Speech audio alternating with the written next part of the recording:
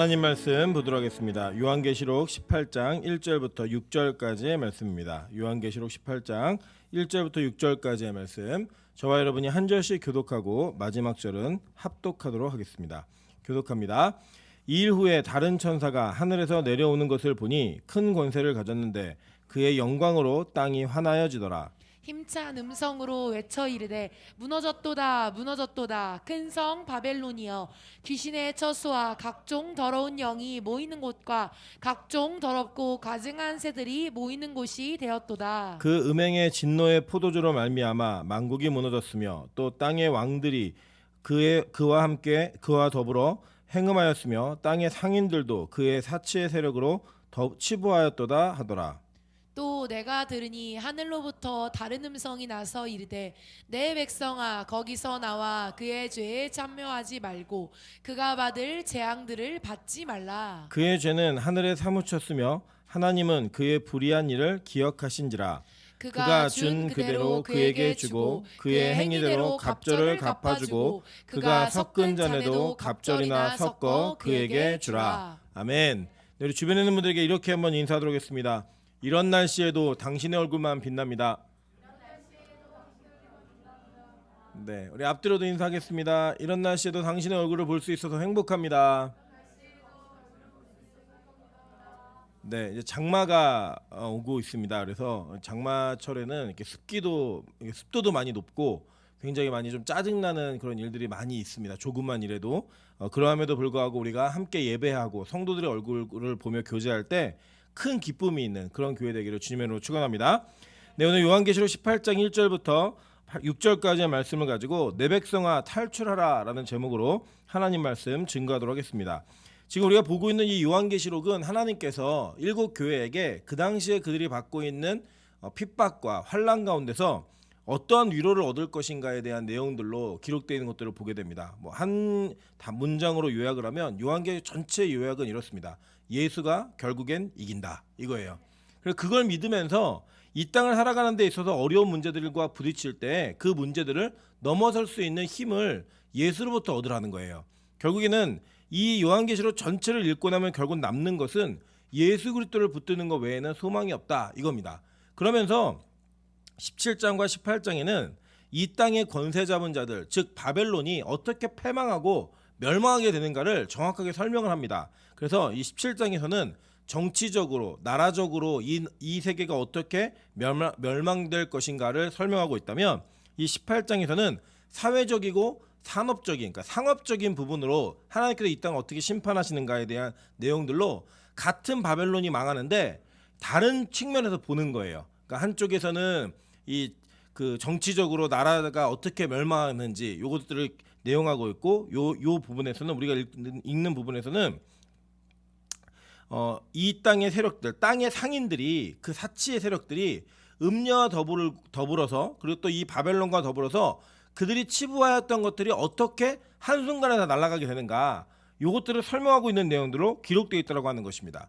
그러면서 여기서 말하고 있는 이 하늘로부터 내려온 그 다른 천사라고 하는 이 말이 있고, 또 거기에 보면 큰 소리로 음성이 났다라고 얘기해요. 4절 보면 내가 들으니 하늘로부터 다른 음성이 나서 이르되, 이렇게 얘기하잖아요, 그죠? 근데 이 음성이 누구의 음성이냐면 바로 예수의 음성입니다. 왜냐하면 이 음성 가운데 5절을 보시면 그의 죄는 하늘에 사무쳤으며, 이 그는 바벨론이죠.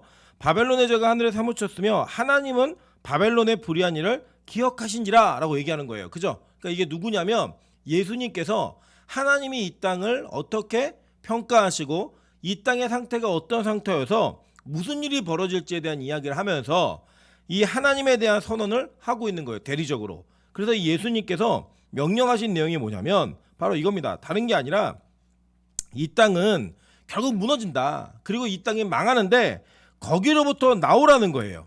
그러면서 그 나오는 대상들을 누구로 한정하고 있냐면 내 백성아 라고 부르며, 하나님께서는 자기의 백성들을 이 심판으로부터 제외시키고자 그들을 불러내는 장면이 이 18장에 나오고 있는 주된 내용입니다.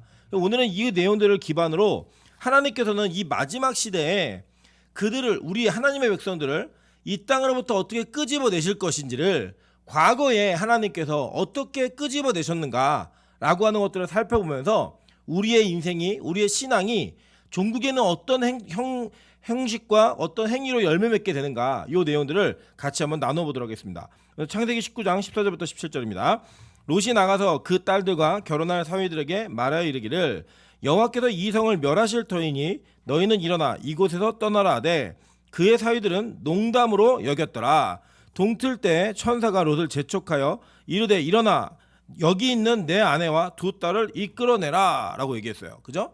보니까 지금 하나님께서는 창세기의 사건 속에서 이 하나님께서 이 소돔과 고모라로 인한 백성들의 부르짖음이 너무나 커서 내가 직접 봐야겠다라고 말씀하시면서 이 땅에 내려오셨어요. 내려오셔가지고 그 계획을 누구에게 말씀하셨냐면 아브라함과 대화 나누시면서 그 계획을 말씀하셨습니다. 그리고 같이 내려왔던 두 천사만 소돔과 고모라에 가서 롯을 만났어요. 그죠? 그리고 이 롯을 만나서 롯에게 얘기한 내용이 뭐냐면 이 땅 멸망한다예요. 그리고 이 땅이 망하기 때문에 너는 바로 너희 그 가족들을 이끌고 이 땅으로부터 나가라 라고 하는 명령을 전달해 줍니다. 그랬을 때 이 롯이 그래도 이 소돔과 고모라 살면서 법관노릇 했거든요. 이거 옳은 거야 안 돼 이렇게 했고, 그는 이 소돔과 고모라의 불의한 일 때문에 심령이 괴로웠던 사람이에요. 그래서 그의 믿음을 평가할 때 소극적이긴 하지만 이 땅의 불의를 보면서 심적으로 굉장히 어려워하고 갈등하는 사람을 이 롯은 의인이라고 평가를 받았던 그런 내용이 우리에게 있다는 걸 우리 기억하시죠? 그렇기 때문에 아마도 그가 그의 사위들을 선택했을 때는 소돔과 고모라에서 그래도 그나마 눈에 볼 때 괜찮은 사람을 선택했을 겁니다. 그죠? 그렇게 선택을 했는데 이 결혼한 사위들에게 말을 전달한 거예요. 뭐라고 얘기했냐면 여호와께서 이 성을 반드시 멸하신다. 그러니까 너희들 나가라 라고 얘기했어요. 그랬더니 어떻게 했어요? 그의 사위들이 농담으로 여겼다라고 얘기합니다. 여기서 히브리어가 농담으로라는 단어가 짜하크라는 원형인데 이 내용이 뭐냐면 경멸하다, 희롱하다, 비웃다, 조소하다예요. 그리고 이것은 큰 소리로 웃는 겁니다. 큰 소리로. 그러니까 우리가 이렇게 사람들이 무슨 얼토당토하는 얘기하면은 막 이렇게 웃는 약간 비웃음의 내용들 있잖아요. 그런 웃음으로 웃은 거예요. 장인이 얘기를 하는데, 그래도 이 장인이 이 내용이 뭐였냐면 그것도 뭐 심각한 내용이잖아요. 가짜는 내용이 아니라 이 성을 멸망하게 될 거고, 이 성을 멸망하게 될 거고, 하나님이 이 성을 멸하시기로 작정했으니까 너희들 나와 함께 도망가자 라고 얘기를 했는데, 이 사회들이 그 얘기를 듣고 뭐라고 했다고요? 조롱하고 조소하고 비웃고 경멸했다라는 거예요. 여러분, 이 땅은요 하나님의 메시지에 딱 두 가지로 반응합니다. 한 부류는 하나님께서 이 땅을 종말로 이끄시며 반드시 당신의 역사를 새롭게 여는 지평 속에 이 땅에서의 역사가 종결된다라고 하는 것들을 선포할 때, 한쪽은 하이 그런 소리 웃기고 있네, 이 말이 정말 될까? 이 세계는 영원할 것 같은데 뭔 헛소리 하고 있어, 여기서는 돈 많이 벌고 많은 것들을 소유하는 게 최고야, 그거 이상 가는 건 없어 라고 말하는 무리가 있다는 거예요. 반면에 한 무리는 이 이야기를 듣고 긴급함 가운데 조급함이 생겨서 자기 자신이 추구해왔던 모든 것들을 내려놓고 하나님의 말씀을 쫓아 나아가기 위해 그 자신을 준비하는 사람들이 있다는 겁니다. 여러분, 이 차이는요 너무나 극명한 차이예요.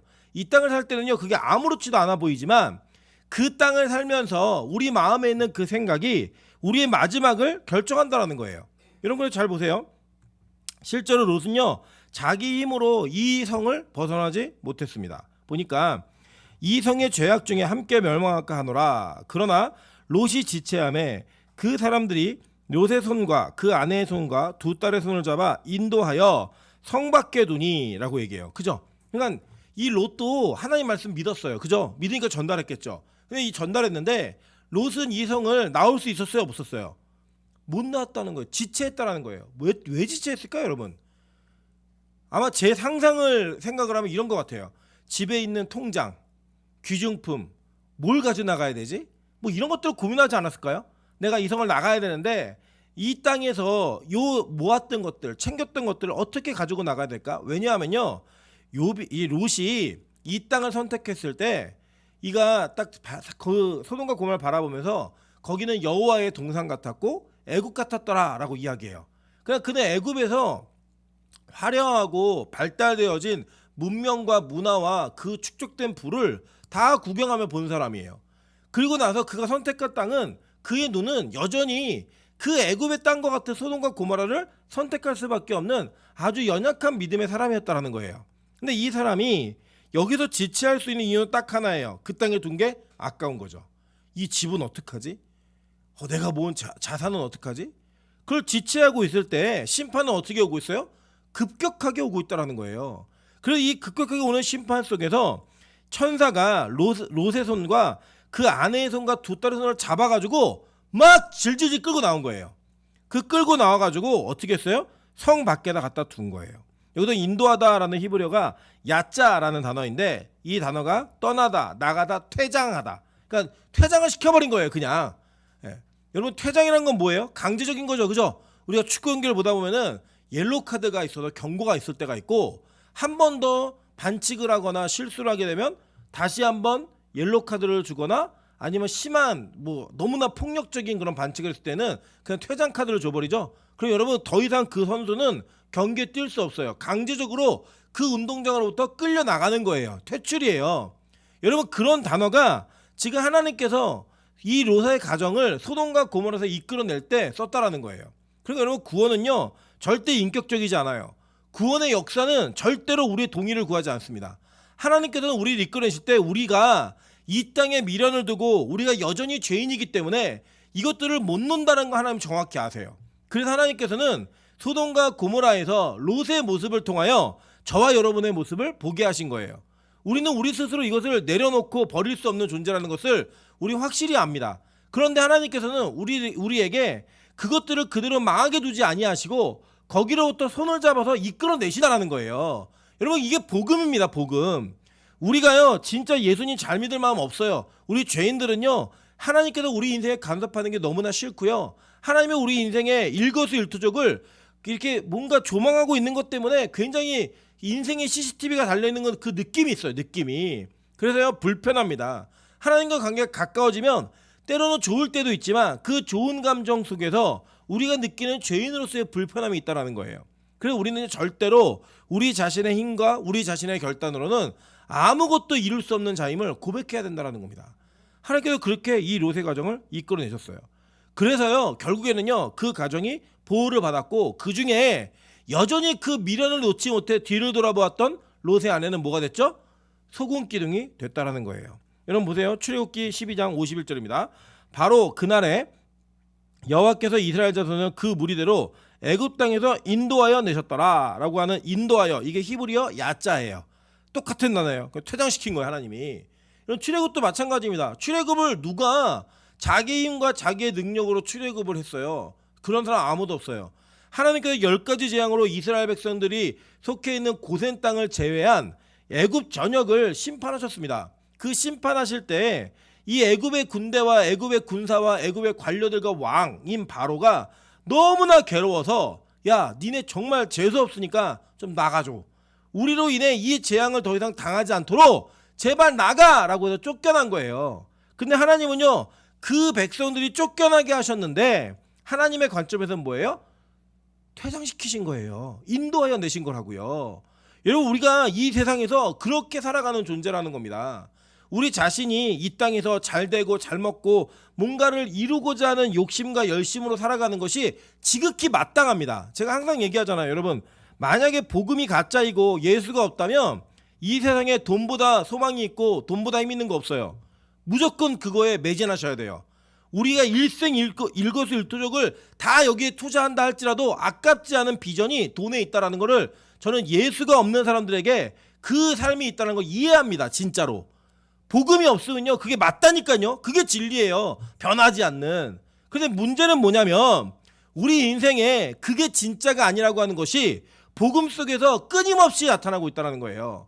그래서 우리는 이 세상의 논리보다 더 귀한 것을 붙든 더 귀한 진리를 붙든 하나님의 백성인 겁니다. 여러분 그걸 붙들었을 때요 우리는 이 세상으로부터 퇴장당하는 인생인 거예요. 이 세상으로부터 퇴장한 인생이라는 겁니다.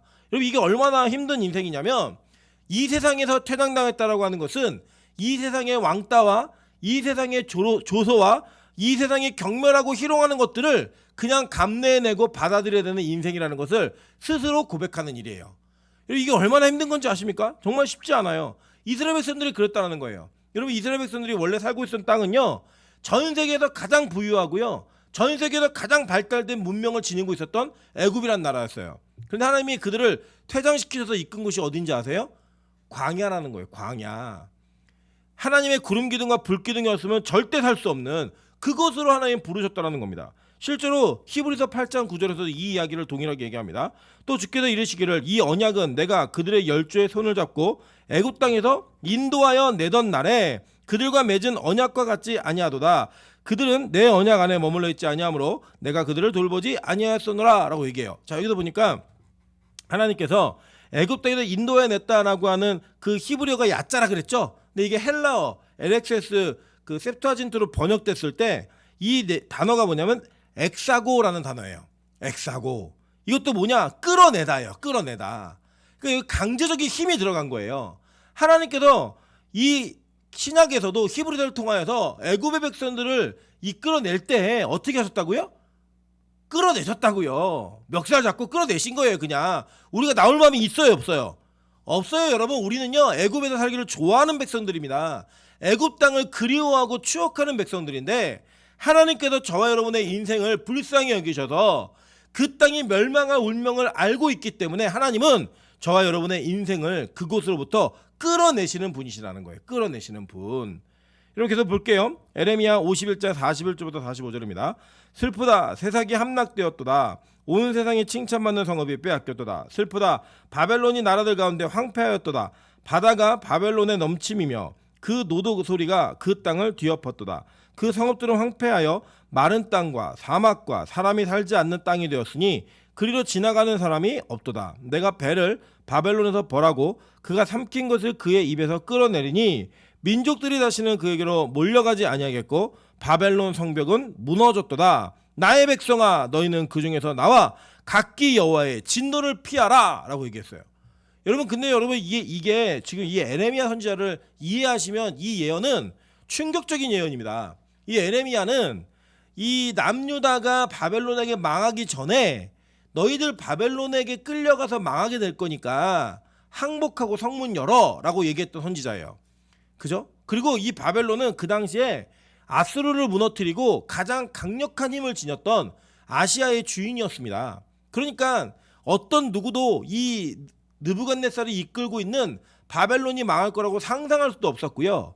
또 이 백성들에게는 주된 메시지가 뭐였냐면 에레미야의 메시지가 너희들 하나님의 포로로 팔았어. 그러니까 70년 동안은 포로 생활해야 되니까 무조건 그냥 가.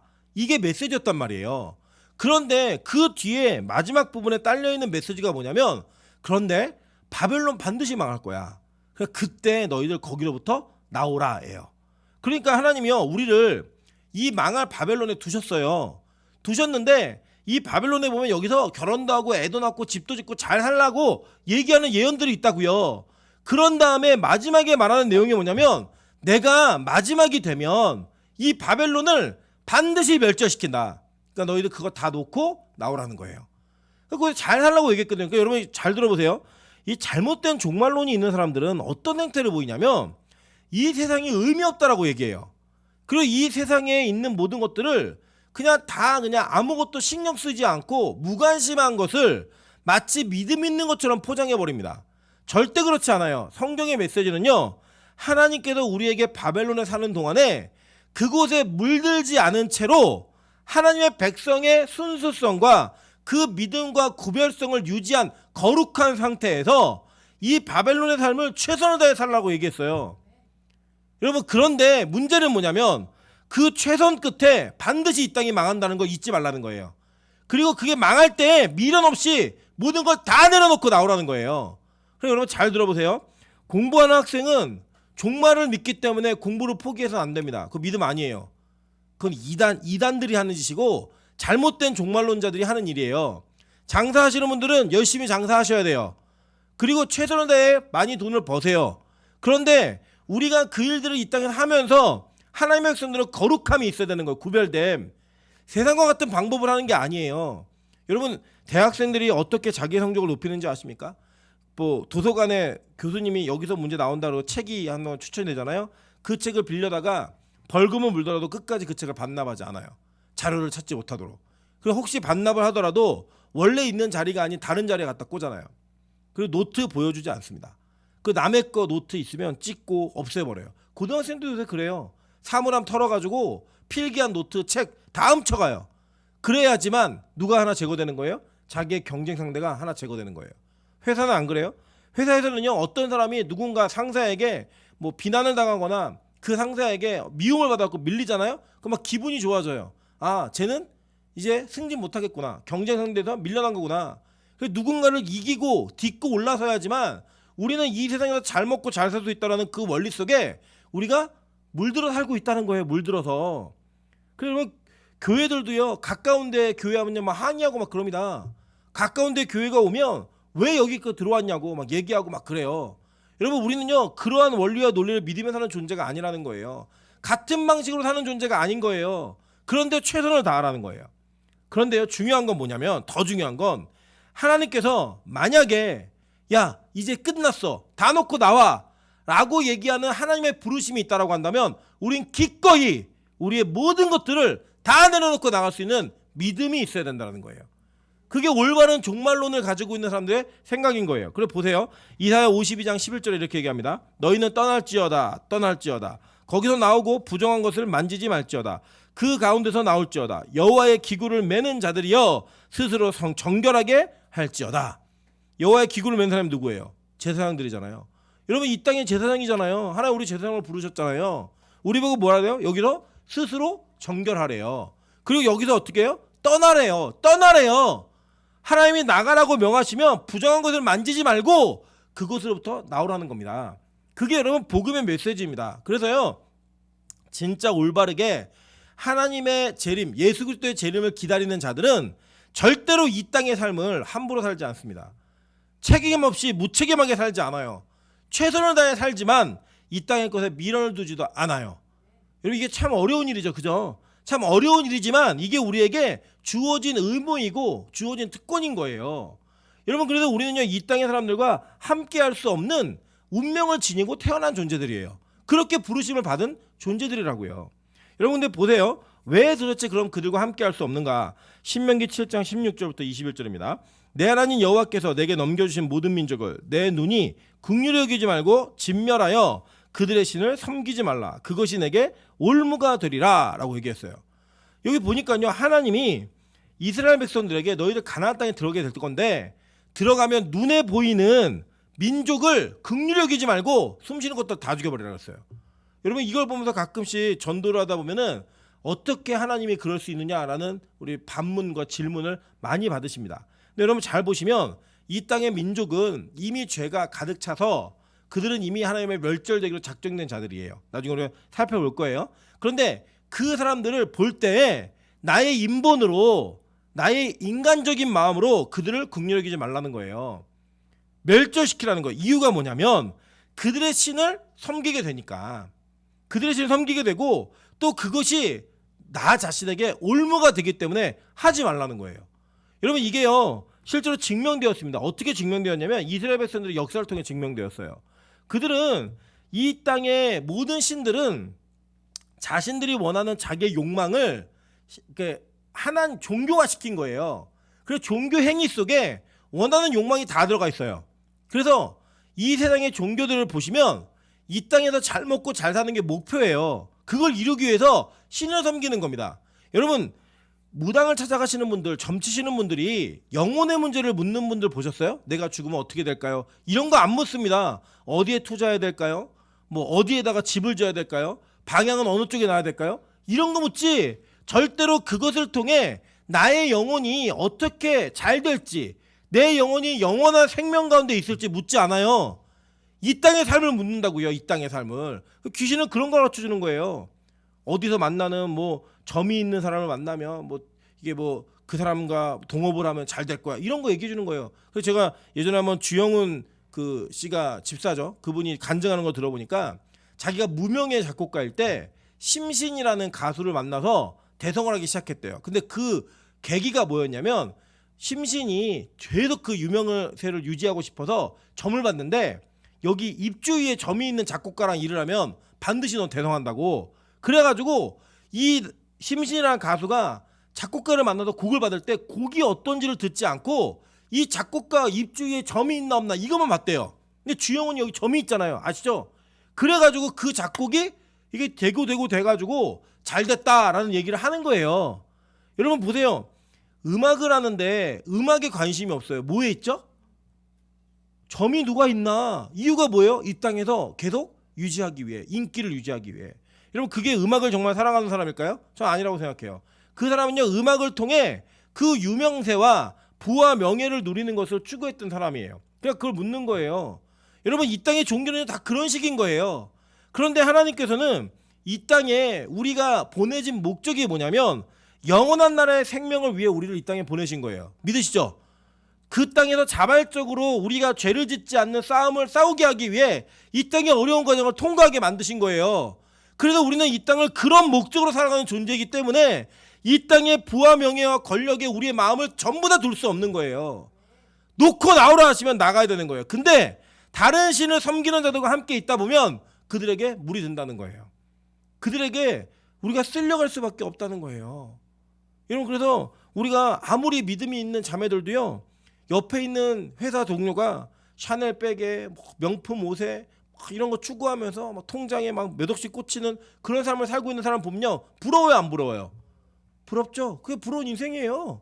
우리 형제도 마찬가지예요. 뭐 좋은 차 타고 다니고 큰 집 살면서 뭐 집이 뭐 얼마가 올랐네, 코인이 얼마가 올랐네, 막 이런 얘기 들으면 부러워요 안 부러워요?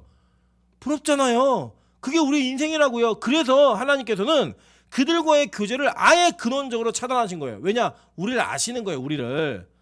여러분 우리 빛과 소금 뭐 이런 거 다른 건 필요 없고 여러분이 뷔페집에 가서 안 먹고 금식하는 게 가능해요? 불가능하죠. 가지 말라는 거예요 거기를. 근데 우리가 굳이 뭐예요? 거기 가가지고 앉아서 나는 믿음을 지킬 수 있어. 뭔 개뿔 믿음을 지켜요. 남들 뭐 가져오는 거 다 갖다 먹고 아이 그 오늘만 참아 오늘만 그냥 먹는다. 그러면 먹는 인생이잖아요. 그 뭐예요? 아예 하나님은 가지 말라는 거예요 거기를. 네가 정말 금식을 해야 되는 시기가 있으면 뷔페집 가지 마. 우리는 가서 굳이 거기서 참겠다고. 그건 믿음 아니에요 여러분. 그 시험 아니에요. 그거는 자신이 그 유혹에 자기 자신의 삶을 던져버린 거예요. 그래서 하나님이요 그거 하지 말라는 거예요. 그래서 보세요. 혹시 내가 심중에 이르기를 이 민족들이 나보다 많으니 내가 어찌 그를 쫓아낼 수 있으려 하리라마는 그들을 두려워하지 말고 내 하나님 여호와께서 바로와 온 애굽에 행하신 것을 잘 기억하되 내 하나님 여호와께서 너를 인도하여 내실 때에 내가 본 큰 시험과 이적과 기사와 강한 손과 편파를 기억하라라고 얘기했어요. 그래 여러분 우리가 그런 거죠. 회사에서 막 다 술 마시고 다 승진하기 위해서 막 이렇게 할 때 나만 그거 안 하고 있으면 큰일 날 것 같잖아요. 저들은 너무나 강해 보이고 저들은 많은 것들을 소유하고 있는 것 같은데 나는 아무것도 없는 그 존재 속에서 무기력함을 느낄 때가 있잖아요. 그때 기억하라는 거예요. 10가지 재앙을 기억하라는 거예요. 하나님이 어떤 일을 하셨는가 기억하라는 거예요. 그걸 기억하면서 아 이길 수 있다. 하나님이 한번 일하시면 이거는 끝나는 거구나. 이걸 기준으로 뭘 믿으라는 거예요? 종말을 믿으라는 거예요. 여러분 이 땅이 영원하지 않다니까요.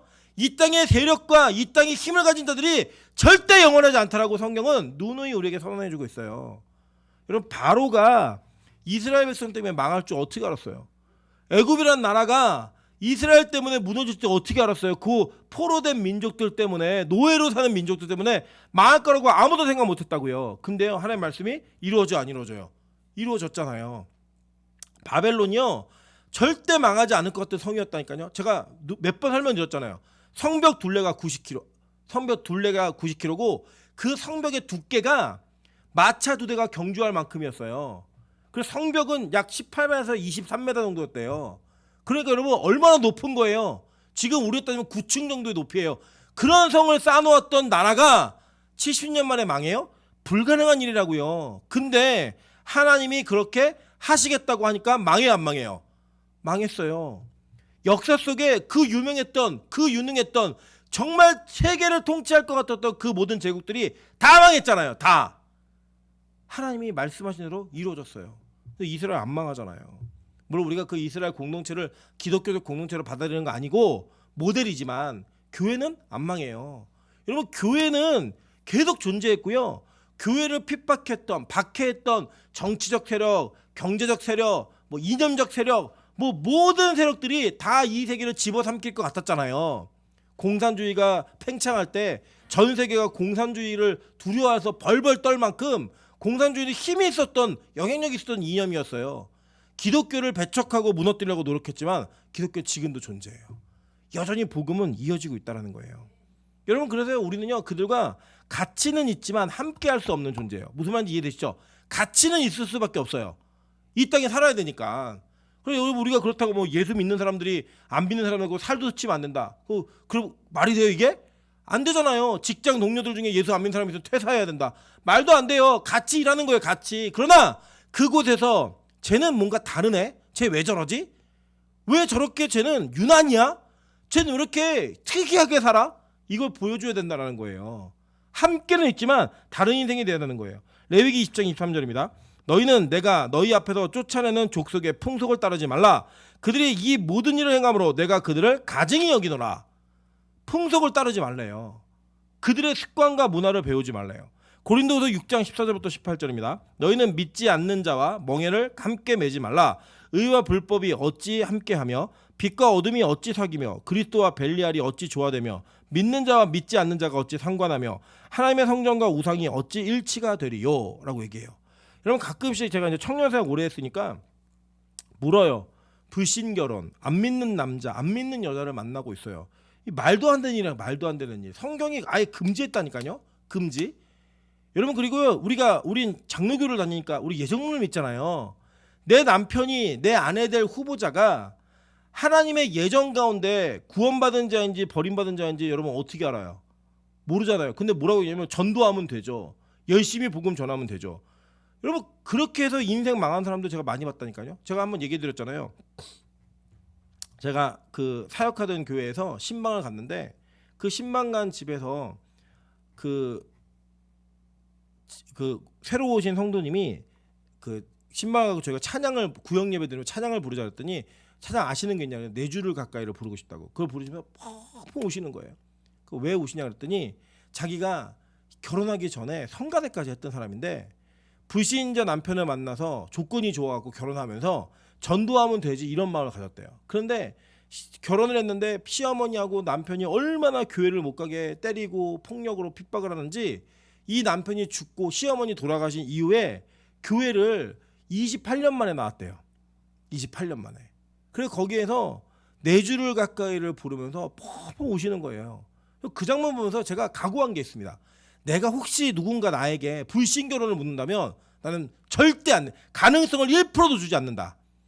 제가 얘기 드리잖아요. 혹시 불신자를 만나면 어떻게 해야 돼요? 전도하세요. 전도. 근데 전도했는데 얘가 기한을 정하세요. 하나님, 뭐 예를 들면 뭐 6월에 만났어요. 하나님 이제 12월까지 얘를 전도합니다.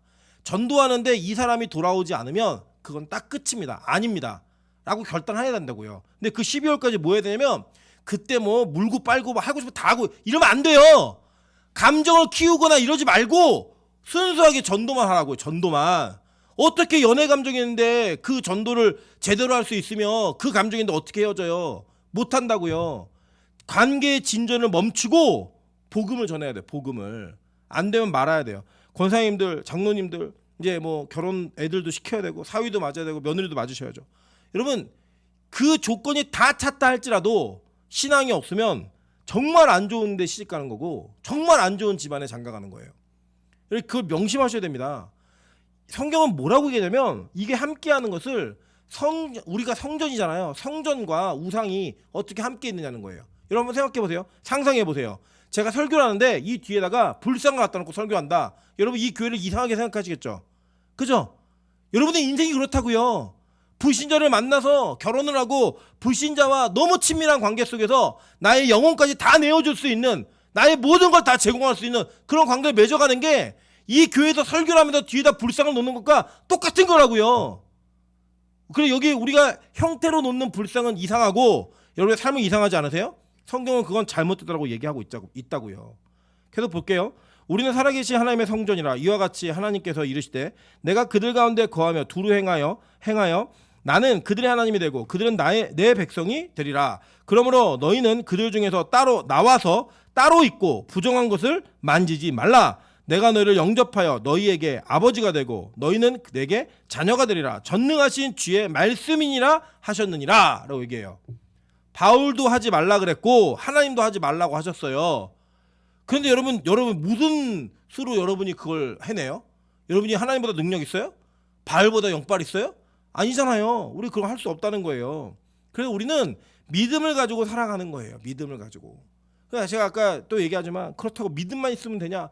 또 그건 또 아니잖아요. 그래서 제발 아까 얘기한 것처럼 바벨론에서 끌려간 곳에서 최선을 다해 사시라고요. 저 실력도 있고 좀 외모도 좀 꾸미고 살도 빼고 해야죠. 그렇게 열심히 노력하는 것도 있지만 그 기반 속에 뭐가 더 있어야 되는 거예요? 믿음이 있어요. 그러니까 제가 참 안타까운 거 뭐냐면 믿음 있는 형제를 소개하고 믿음 있는 자매 얘기하면 다 좋은데 너무 경제적인 능력이 없거나 사회적으로 준비가 안 돼 있거나 이런 점 너무 많아요. 그 진짜 믿음이 아니라고요. 진짜 믿음은요, 이 모든 것이 균형 있게 성장하는 거예요. 그래서 여러분 그리스도인들은 진짜 믿음 있는 그리스도인들은요, 사회로부터 믿음 때문에 배척당하는 일이 있지만 내가 사회로부터 실력이 없어서 자꾸 밑으로 내려가는 일은 없어야 돼요.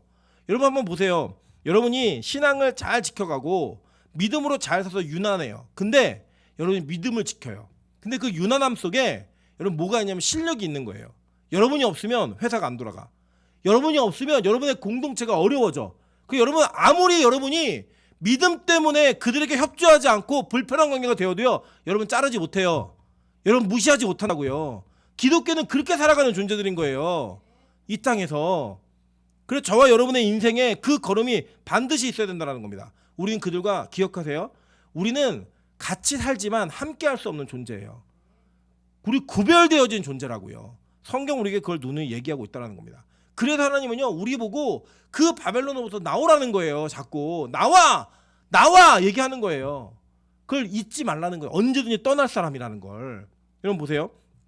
그러면 도대체 이 종말이 언제 오는가? 마태복음 24장 36절부터 42절입니다. 그러나 그날과 그때는 아무도 모르나니 하늘의 천사도 아들도 모르고 오직 아버지만 아시느니라. 노아의 때와 같이 인자의 임함도 그러하리라. 홍수전에 노아가 방주에 들어가던 날까지 사람들이 먹고 마시고 장가들고 시집가고 있었으며 홍수가 나서 그들은 다 멸하기까지 깨닫지 못하였으니 인자의 임함도 이와 같으리라. 그때 두 사람이 밭에 있음에 한 사람은 데려가고 한 사람은 버려둠을 당할 것이요 두 여자가 맷돌질을 하고 있음에 한 사람은 데려가고 한 사람은 버려둠을 당할 것이니라. 그러므로 깨어있으라. 어느 날에 너희 주가 임할는지 너희가 알지 못함이니라 라고 얘기해요. 자, 그러니까요, 성경 이거 예수님 말씀이에요. 예수님 말씀. 여러분 명심하세요. 그냥 누가 언제 몇 날 며칠에 누가 온다, 예수님이 오신다라고 얘기하는 순간 이단이에요. 그냥 그 내용을 더 들을 필요도 없어요. 그냥 몇 날 며칠에 뭐 누가 오신다, 뭐 담임 선교절 10월 24일 1992년 10월 24일 나를 정하는 순간 뭐예요? 이단이에요. 그냥 그건 이제 더 뒤에 듣지도 마세요. 다만 이제 이럴 수는 있죠. 뭐 주님의 발자국 소리가 들린다, 주님이 금방 오실 것 같다, 뭐 이 정도는 우리가 종말의 긴급함을 이야기하는 정도의 수준으로 충분히 받아들일 수 있어요. 그런데요, 절대로 이 날짜와 시를 여러분 기도하다가 누가 하나님이 알려주셨다 이런 얘기도 하지 마세요. 그 마귀의 음성이라, 마귀의 음성. 그런 거 없어요. 몰라요. 그리고요, 여러분 우리 모르는 날을 믿기 때문에 어쩌면 더 힘들 수도 있어요. 우리가 더 조롱받고. 근데 그걸 견뎌내셔야 되는 거예요. 제가 이제 저희 아들하고 이제 성경 공부를 시작했다고 이게 말씀드렸잖아요. 요새는 이제 저 아이가 먼저 와서 얘기를 해요. 아빠 성경 공부하자.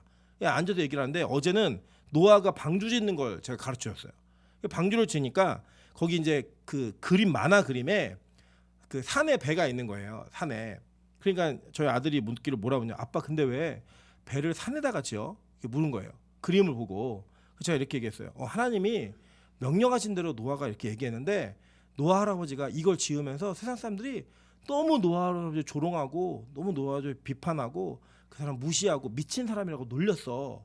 그러면서 찬수한테 이렇게 얘기했어요. 찬수야, 너도 이 땅에 살면서 예배를 드리는 게 방주를 짓는 삶이야.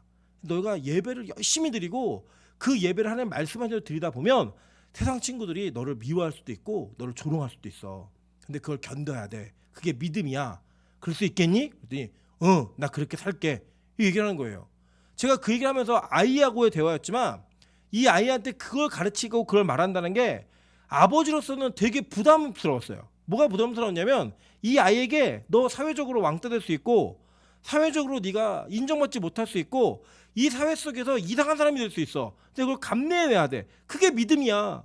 그게 믿음이란다? 이걸 얘기해 준 거예요.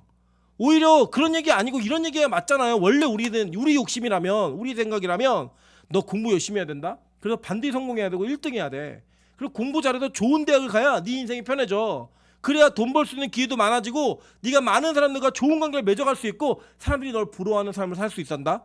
이게 우리가 그동안 가르쳤던 거 아니에요? 이게 우리가 그동안 바랬던 거 아니에요? 어쩌면 그렇게 방주를 짓는 인생을 살아야 된다라고 말하고 있는 저조차도 우리 아이에게 그런 인생이 주어지기를 기대하며 바라고 있는 부모일 수도 있다는 거예요. 그게 우리의 실체예요, 실체. 그래서 우리는 이 종말의 때가 언제 올지 모르는 이때를 항상 준비해야 되는 거예요. 여러분 우리가요 이렇습니다.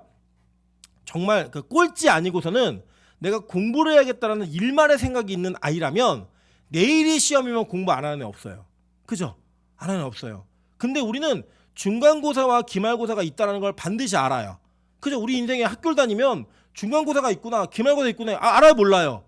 알잖아요. 근데 우리가 그 때와 시가 안 올 것 같은 거예요. 그러니까 공부 안 하는 겁니다. 그 전날 가서야 공부하는 거예요. 그 때와 시가 분명해졌을 때. 여러분 그게 어떤 인생이에요? 공부 못하는 인생이에요. 이 세상으로 따지면. 여러분 신앙도 마찬가지예요.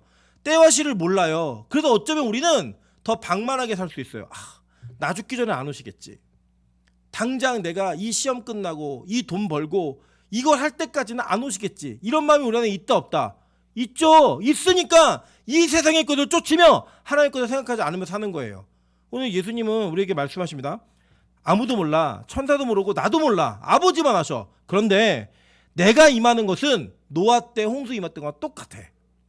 그날 어땠는지 아니? 사람들이 시집가고 장가가고 뭐 땅도 사고 팔고 다 이러고 있었어. 알지? 근데 갑자기 졸지에 한날에 다 멸망됐다? 이게 재림이에요. 무섭지 않으십니까? 제가 어제 설교 좀 하면서 저 되게 무서웠어요. 이게 재림이라고요. 주님 오시는 그날이 노아 시대처럼 자기들 할 것 다 하고 있는 그 시점에 어느 날 갑자기 예상치 않은 그 일순간에 하늘에 그 임재가 확 오는 거예요. 갑자기 호련히 순식간에. 보세요. 에레미야 51장 7절부터 9절입니다. 바벨론은 여호와의 손에 잡혀 있어 온 세계가 취하게 하는 금잔이라. 뭇 민족이 그 포도를 마심으로 미쳤도다. 바벨론이 어떻게 넘어져요? 갑자기 넘어져 파멸되니라고 얘기해요. 이로 말미암아 올라 그 상처를 위하여 유황을 구하라. 혹 나으리로다. 우리가 바벨론을 치료하려 해도 낫지 아니한즉 버리고 각기 고향으로 돌아가자. 그 화가 하늘에 미쳤고 궁창에 달하였음이로다. 하늘까지 이 화가 임해갖고 그 화로 인해서 이 나라가 졸지에 망하게 되는 거예요. 졸지에. 이게 이 땅의 운명이라는 거예요. 운명. 근데 여러분 우리가요 딴 건 모르는데 종말의 때가 어떤지는 성경이 우리에게 힌트를 주고 있어요. 날짜를 아는 게 아니고요. 종말의 때가 가까운 게 어떤지 힌트를 주고 있다고요. 볼게요. 창세기 15장 13절부터 16절입니다. 여호와께서 아브라함에게 이르시되 너는 반드시 알라. 내 자손이 이방에서 객이 되어 그들을 섬기겠고 그들은 400년 동안 내 자손을 괴롭히리니 그들이 섬기는 나라를 내가 징벌할지며 그 후에 내 자손이 큰 재물을 이끌고 나오리라. 너는 장수하다가 평안히 조상에게로 돌아가 장사될 것이요 내 자손은 4대 만에 이 땅으로 돌아오리니 이는 아모리 족속의 죄악이 아직 가득 차지 아니함이니라 하시더니 라고 얘기해요.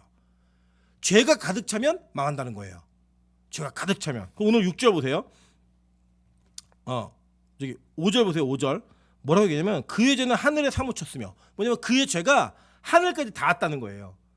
그거 닿으니까 이 바벨론의 패망이 하루아침에 확 이루어진다는 거예요.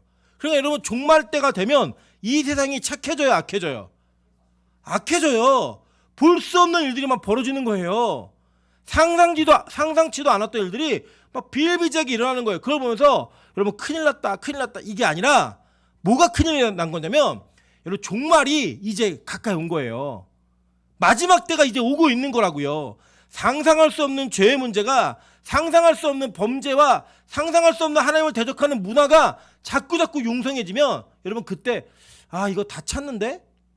이거 가득 찼는데? 곧 임하겠는데? 이거를 예측할 수 있어야 된다는 거예요. 날짜와 시가 아니에요, 여러분. 무슨 말인지 아시겠죠? 시대가 악해지면 악해질수록 이것은 반드시 이루어진다는 거예요. 보세요. 창세기 18장 20절부터 21절입니다. 여호와께서 또 이르시되 소돔과 고모라에 대한 부르짖음이 크고 그 죄악이 심히 무거우니. 이때가 되니까 하나님이 소돔과 고모라를 멸망시켜 버리신 거예요. 그리고 어떻게 뒤에 보세요. 내가 이제 내려가서 그 모든 행한 것이 과연 내게 들린 부르짖음과 같은지 그렇지 않은지 내가 보고 알려하노라. 이게 뭐냐면요, 여러분, 기도해야 되는 거예요. 이 땅의 죄악의 문제를 놓고 기도하셔야 돼요. 부르짖으셔야 된다고요. 하나님 정의가 사라진 시대입니다. 공의가 사라진 시대입니다. 이 땅에 하나님의 말씀이 사라진 시대입니다. 라는 고발을 자꾸 해야 돼요. 그래야 하나님의 임재가 빨리 당겨져서 오는 거예요. 정하신 그날이 속히 오는 거라고요. 우리가 그 기도를 통하여 하나님의 날이 임하는 것, 정해진 날이 우리에게 다가오는 것들을 준비할 수 있는 거예요. 이해되죠? 무슨 말인지. 자, 이런 겁니다. 예를 들어서 하나님이요, 누군가에게 선물을 주고 싶어요. 하나님의 선물을. 그러면 하나님이 그에게 기도할 마음을 주시는 거예요. 기도할 마음을. 그리고 기도했을 때 이미 준비해 놓은 선물을 기도를 시켜놓고 주는 거예요. 그것처럼 종말은 정해져 있어요. 날짜도 정해져 있어요. 때와 시가 정해져 있다고요. 하나님의 계획 속에. 그 정해져 있는 때와 시가 가까이 오면요, 성도들이 종말을 위해서 기도하게 하나님 이끄시는 거예요. 기도하게 우리의 마음을 부어주시는 거예요. 그래서 여러분, 이런 종말에 대한 기도를 하셔야 됩니다. 주의 나라를 사모하는 자들은 하나님 마지막 때가 속히 올 수 있게 도와주십시오. 그 나라가 준비되어질 수 있게 도와주시고 우리가 그렇게 준비된 백성이 될 수 있게 도와달라고 기도해야 되는 거예요. 여러분, 그래서요, 우리는 이 땅을 살면서 마지막에 결판지으신 하나님을 믿으며 사는 겁니다. 우리 13번 로마서 2장 4절부터 8절 볼게요. 혹 내가 하나님의 인자하심이 너를 인도하여 회개하게 하심을 알지 못하여 그의 인자하심과 용납하심과 길이 참으심이 풍성함을 멸시하느냐. 다만 내 고집과 회개하지 아니하는 마음을 따라 진노의 날 곧 하나님의 의로우신 심판이 나타나는 그날에 이말 진노를 내게 쌓는도다. 하나님께서 각 사람에게 그 행한 대로 보응하시되 라고 얘기해요. 오늘 6절 보세요. 그가 준 그대로 그에게 주고 그의 행위대로 갑절을 갚아주고 그가 섞은 잔에도 갑절이나 섞어 그에게 주라 라고 얘기했어요. 그죠? 뭐냐면 하나님 반드시 갚아주신다는 거예요. 하나님이요, 반드시 갚으시는데 회개하는 게 은혜라는 거예요. 이게 회개가 안 되면 여러분 벌 받은 거예요. 이미. 보세요. 다만 내 고집과 회개하지 아니하는 마음을 따라 진노의 날 곧 하나님의 의로우신 심판이 나타나는 그날에 이 말 진노를 내게 쌓는도다. 내 머리 위에다가 쌓고 있는 거예요. 그래서 보세요. 로마서 12장 19절부터 21절 동일한 얘기합니다. 내 사랑하는 자들아, 너희가 친히 원수를 갚지 말고 하나님의 진노하심에 맡기라. 기록되었을 때 원수 갚는 것이 내게 있으니 내가 갚으리라고 주께서 말씀하시니라. 내 원수가 줄이거든 먹이고 목마르거든 마시게 하라. 그리함으로 내가 숯불을 그 머리에 쌓아놓으라. 악에게 지지 말고 선으로 악을 이기라 라고 얘기했어요. 이 내용이 뭐냐면 우리가 이 땅에서 당한 거 복수하며 살지 말라는 거예요. 그리고 그에게 오히려 더 잘해주라는 거예요. 그럼 그의 머리에 뭐가 쌓이는 거예요? 숯이 쌓이고 있는 거예요. 그래서 그는 고집으로 회개하지 아니에요. 그리고 회개하지 아니하는 고집을 가지고 살다가 어떻게 되는 거예요? 마지막 심판의 날에 갚으시는 그 하나님의 보응을 그대로 받는 거예요. 여러분, 회개가 안 되는 분들은요, 지금 고집과 하나님의 말씀을 듣지 못하는 여러분 이미 심판 가운데 있는 사람일 수도 있어요. 그래서 여러분, 우리는 날마다 회개하는 겁니다. 뭐 언제까지 회개되냐? 뭐 언제까지 회개? 주님 오시는 그날까지 우리 회개하면서 사는 거예요. 그때까지 죄질 거니까. 그 죄를 하나님 앞에 회개하며 사는 존재가 되었을 때에 그때 우리가 그 긍휼의 은혜가 우리에게 임하는 거예요. 그래서 여러분 명심하십시오. 여러분, 모든 예배가 하나님의 그 앞에서 회개할 수 있는 기회예요. 그래서 우리에게 많은 예배가 있다는 건 복입니다. 내가 죄를 지은 문제를 해결할 수 있는 기회가 있는 거니까. 그 기회가 있기 때문에 우리는 그 기회를 최대한 활용하는 거예요. 그래서 우리 매일 예배가 있는 것을요, 부담으로 여기지 마시고 기쁨으로 여기세요. 아, 우리 교회는 죄를 쌓을 시간 안 주는 교회구나. 우리 교회는 죄가 누적되지 않도록 도와주는 교회구나. 그거를 믿으면서 매일의 예배의 자리에서 하나님 앞에 부르짖어야 되는 거예요. 왜냐하면 우리는 여전히 죄를 짓는 존재이기 때문에. 여러분, 일주일 동안 죄 많이 지셨죠? 다행히 다음 주에도 기회가 있습니다. 아니, 뭐 다음 주까지 가요. 오늘 기회가 있잖아요. 3번의 기회가 있잖아요. 여러분, 3번의 기회 동안에 이 죄의 문제를 해결하세요. 그게 우리가 이 땅에서 살아가는 구원받은 백성들의 모습이라는 거예요. 보세요. 히브리서 10장 16절부터 18절입니다. 주께서 이르시되 그날 후로는 그들과 맺을 언약이 이것이라 하시고 내 법을 그들의 마음에 두고 그들의 생각에 기록하리라 하신 후에 또 그들의 죄와 그들의 불법을 내가 다시 기억하지 아니하리라 하셨으니 이것들은 사하셨은즉 다시 죄를 위하여 제사 드릴 것이 없느니라. 여러분 이게 구약의 제사를 드리지 말라는 거예요. 이제는 더 이상 예수님의 은혜로 말미암아 그 십자가의 공로로 우리 예배를 드리는 자들, 그 예배 가운데 있는 자들은요 죄의 문제가 해결된 자들이라는 거예요. 기억하지 않으신다는 거예요. 그러면 하나님의 백성은 이게 다른 거예요. 하나님의 백성도 죄를 짓고요, 하나님의 백성이 아닌 자들도 죄를 지어요. 그 죄 똑같이 죄를 짓고 사는데 이 똑같은 죄의 문제가 어떤 이에게는 회개의 명분이 되는 거예요. 근데 어떤 이에게는요 심판의 명분이 돼요. 그게 다른 겁니다. 뭐 예수 믿는다고 깨끗이 살고 예수 믿는다고 더 잘 산다? 저 절대 믿지 않습니다. 왜냐? 제 모습을 보니까 안 그렇더라고요. 여러분도 마찬가지예요. 뭐 예수 믿으면 더 기대하시고 이러시는 거 아예 그냥 그 마음을 내려놓으세요. 우리 다 똑같은 존재라고요. 그런데 우리가 다른 건 뭐냐? 그 죄를 부끄럽게 여기고요 회개할 줄 아는 사람들인 거예요. 그게 다른 거예요. 그게 이 세상 사람과 똑같잖아요. 우리 마음이 생각이. 그리고 우리는 그분께서 손을 잡고 끌어내지 않으시면 나올 존재들이 아니에요.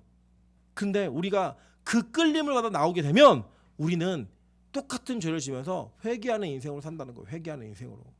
그게 바로 우리의 모습인 거예요. 에레미야 31장 33절부터 34절입니다. 그러나 그날 후에 내가 이스라엘 집과 맺을 언약은 이러하니 곧 내가 나의 법을 그들 속에 두며 그들의 마음에 기록하여 나는 그들의 하나님이 되고 그들은 내 백성이 될 것이라. 여호와의 말씀이라. 그들이 다시는 각기 이웃과 형제를 가르쳐 이르기를 너는 여호와를 알라 하지 아니하느니 이는 작은 자로부터 큰 자까지 다 나를 알기 때문이라. 내가 그들의 악행을 사하고 다시는 그 죄를 기억하지 아니하리라. 여호와의 말씀이라 라고 얘기해요. 여러분 이게 우리의 인생의 축복이라고요. 베드로후서 3장 7절부터 14절 보겠습니다. 이는 이제 하늘과 땅은 그 동일한 말씀으로 불사르기 위하여 보호하신 바 되어 경건하지 아니한 사람들의 심판과 멸망의 날까지 보존하여 두신 것이라. 사랑하는 자들아 주께는 하루가 천년 같고 천년이 하루 같다는 이 한 가지를 잊지 말라. 주의 약속은 어떤 이들이 더디다고 생각하는 것 같이 더딘 것이 아니라 오직 주께서는 너희를 대하여 오래 참으사 아무도 멸망하지 아니하고 다 회개하게 이르기를 원하시느니라. 그러나 주의 날이 도둑같이 오리니 그날에는 하늘이 큰 소리로 떠나가고 물질이 뜨거운 불에 풀어지고 땅과 그 중에 있는 모든 일이 드러나리로다. 이 모든 것이 이렇게 풀어지리니 너희가 어떠한 사람이 되어야 마땅하냐? 거룩한 행실과 경건함으로 하나님의 날이 임하기를 바라보고 간절히 어떻게 하래요? 사모하라. 그날에는 하늘이 불에 타서 풀어지고 물질이 뜨거운 불에 녹아지려니와 우리는 그의 약속대로 의가 있는 곳인 새하늘과 새 땅을 바라보도다. 그러므로 사랑하는 자들아 너희가 이것을 바라보라니 주 앞에서 점도 없고 흠도 없이 평강 가운데 나타나기를 힘쓰라예요. 여러분 여기 이 베드로의 말이 무섭지 않습니까? 이 땅을 보존해 놓으신 목적이 뭐냐면 하나님이 경건하지 아니한 사람들의 심판과 멸망의 날까지만 보존해 놓으신 거라는 거예요. 그러니까 여러분 이 땅이 영원해요, 영원하지 않아요? 영원하지 않아요. 이 땅에 가진 것이 영원해요? 아니요, 절대 영원하지 않아요. 성경은요 이거를 반복적으로 신약과 구약에 걸쳐서 설명하고 있어요. 그리고 오늘 요한계시록이 아주 종집을 찍는 거예요. 야, 이 성 무너져. 이 바벨론 무너지니까 다 나와. 내 백성은 다 나와라 라고 얘기하는 거예요. 그리고요 그 나올 백성들 하는 일이 뭐예요? 무조건 그 하나님의 날에 임하기를 바라보고 사모하래요. 여러분 진짜 그 사모하십니까? 여러분 오늘을 살면서 그 날을 사모하세요? 여러분 그 날을 사모할 수 있도록 하나님 우리를 만드시잖아요. 이 땅 가운데서 믿음 때문에 고난받고 믿음 때문에 고통받고 믿음 때문에 좌절해야 되고 믿음 때문에 낙심해야 되는 상황들을 계속 허락하시면서 우리에게 원하시는 게 뭐냐면 그 나라를 사모하라는 거예요. 여기가 전부가 아니라는 걸 인정하라는 거예요. 우리 데살로니가 전서 5장 1절부터 8절 다 같이 읽습니다. 시작. 형제들아 때와 시에 관하여는 너희에게 쓸 것이 없음은 주의 날이 밤에 도둑같이 이를 줄을 너희 자신이 자세히 알기 때문이라. 그들이 평안하다 안전하다 할 그때 임신한 여자에게 해산의 고통이 이름과 같이 멸망이 갑자기 그들에게 이르리니 결코 피하지 못하리라. 형제들아 너희는 어둠에 있지 아니하매 그 날이 도둑같이 너희에게 임하지 못하리니 너희는 다 빛의 아들이요 낮의 아들이라. 우리가 밤이냐 어둠에 속하지 아니하나니 그러므로 우리는 다른 이들과 같이 자지 말고 오직 깨어 정신을 차릴지라. 자는 자들은 밤에 자고 취하는 자들은 밤에 취하되 우리는 낮에 속하였으니 정신을 차리고 믿음과 사랑에 호신경을 붙이고 구원의 소망에 투구를 쓰자. 아멘. 여러분 이제 뭔 말인지 아시겠죠? 때와 시는 알 수 없는데 우리는 그 어둠에 있는 자들은 아무것도 모르진 않는다는 거예요. 세상이 악해지고 세상이 점점 하나님을 대적하는 문화가 형성되고 그런 일이 벌어지게 되면 뭐가 가까운 거예요? 주의 재림이 가까웠구나. 이걸 알 수 있다는 거예요. 그래서 준비하고 깨어 있으라는 거예요. 그러니까 같이 모르지만 쟤는 다 모르고요. 우리는 다 모르는 건 아니에요. 때와 시는 알 수 없지만 그 시를 알지 못하나 우리가 주님이 오시는 그 때와 시의 정확한 그건 알지 못하지만 가까이 왔다라고 하는 건 느낄 수 있는 거예요. 이 세상의 모습을 보면서, 성경에 예언되진 모습을 보면서. 그러면서요, 여러분 이 세상에서 탈출하는 연습을 하세요. 그게 진짜 믿음 있는 백성이라는 거예요. 요한계시록은 고난받고 핍박받으며 믿음을 버리고자 하는 충동이 날마다 용솟음치는 그들에게 얘기하는 겁니다. 멀지 않았어. 걱정하지 마. 반드시 하나님 오실 거고 그 하나님이 오실 때 이성 망해. 너희들 거기로부터 나와. 나올 준비해. 이게 복음이라고요. 저는 여러분이 이 복음을 붙들며 건강한 종말을 붙들 수 있는 저 여러분 되시기를 주님의 이름으로 축원합니다. 우리 같이 한번 말 하나